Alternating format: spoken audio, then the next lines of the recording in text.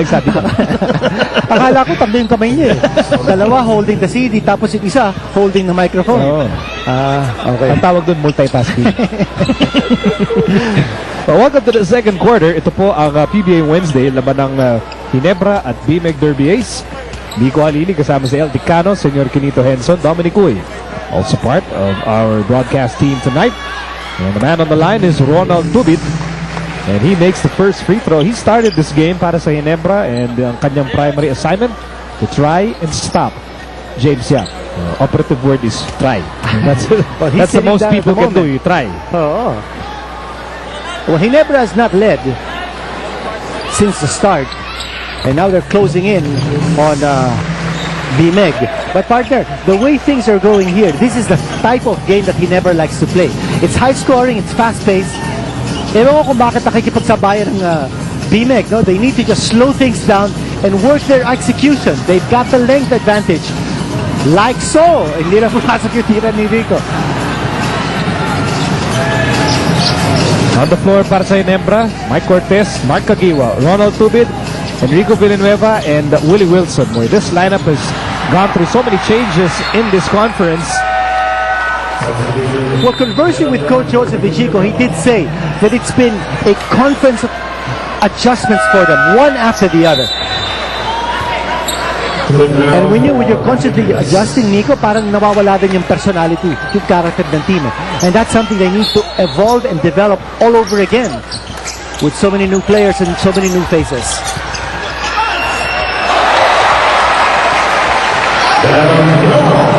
Si Denham Brown is credited for the tip-in at lamang na ang Ginebra, 27-26, their first time to lead in this game. As Meyerhofer fires, Cliff Brown with the rebound. New shot clock para sa B-Meg Derby Ace. It's import versus import now. But again, you see Cliff Brown and the way he posts up, but he's bothered by the defense of Denham Brown. You know, you have to mention Denham Brown has extensive NCAA Division I experience. He was part of the University of Connecticut championship team in the NCAA. And some of his collegiate teammates were Okafor, Charlie Villanueva, Marcus Williams, Rudy Gay. Those are all NBA players. Tapos ang UConn, no? UConn Huskies, tanyag na tanyag yan sa Amerika, producing a lot of superstar players. Ray Allen, one of their Rip Hamilton. Yep.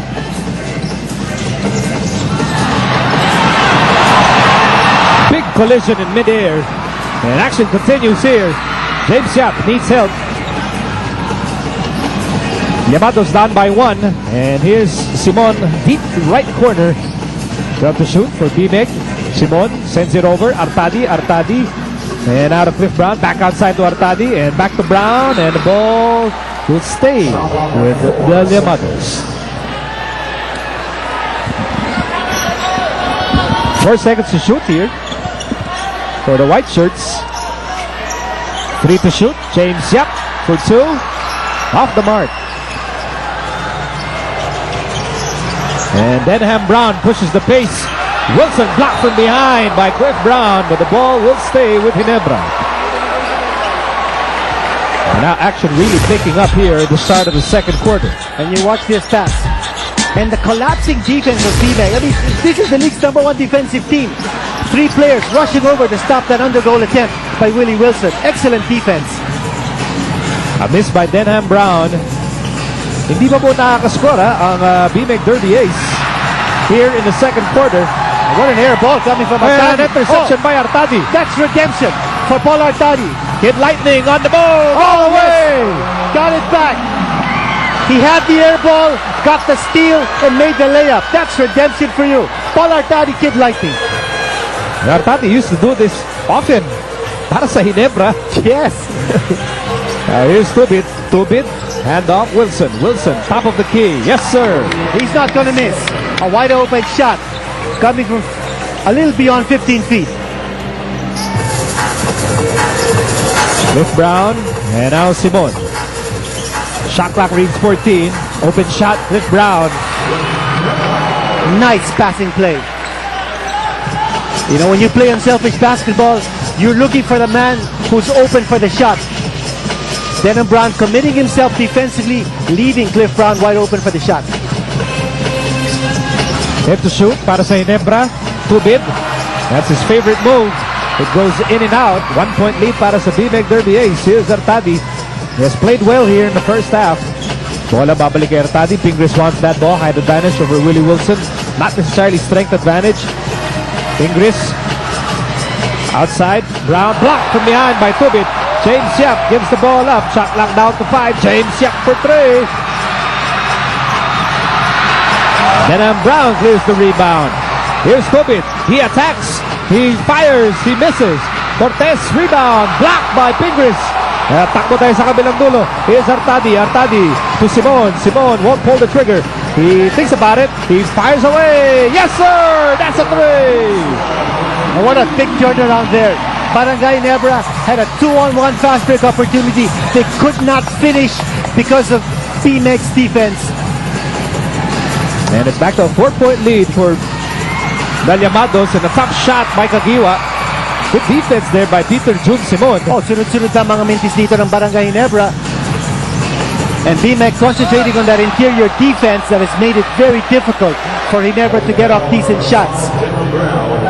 Foul laban kay Denham Brown. Go ahead, Kinito. If that interior defense of B-Meg continues to be solid, Barangay Ginebra might want to extend its perimeter shooters, get a little bit of range in their shots.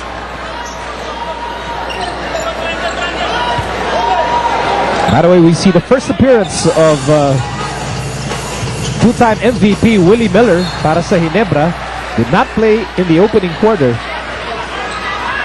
A lack of communication that time. Paul Artadi looking for an alley-oop play. I don't think James Yap was expecting it. Turnover. Here's Miller to Hatfield. Back to Miller. Miller fires. Almost going over the backboard. Artadi steps on the gas and then steps on the brakes. Brown, James Yap, Simon. Simon for 3. Comes up short. Nice tap by Denham Brown. And here's Miller, who missed a 3-pointer earlier. Gives it up. Denham Brown will score. Now the pace again to the liking of Barangay Ginebra. And we're nearing the halfway mark of a blistering second period. Pingris.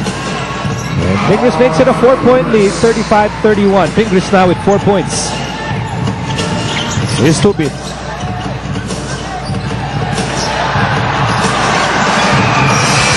Denham Brown. There's that double team. Look out. Cliff Brown will be called for the foul. But Denham Brown, nice pump fake. Got Cliff Brown up in the air. You watch it right there.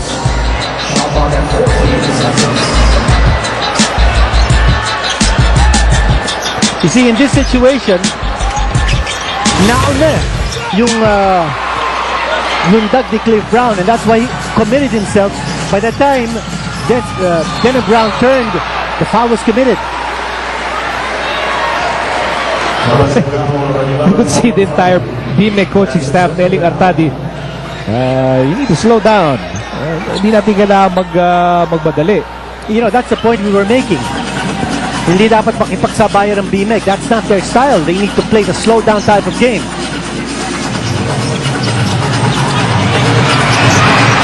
Miller tries again. 2 tries. And here's Tubid. Still no go. Oh, and Willie Miller losing it to Cliff Brown. Here's B-Meg on the other hand. Oh, yes. You go to your best finisher and you go to James Yap. James Yap with 11 points here in the first half. Derby Ace now on top 37-31. The Llamados on the move, on the run. And they're on top. We'll be back after this timeout. Any better than this? I think, my job also. It's all about.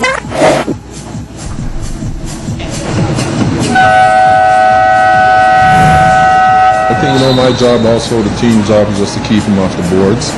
I'm going to come out, play hard. It is the last game, and it's a must-win game for us. So we got to play with, determination and that focus.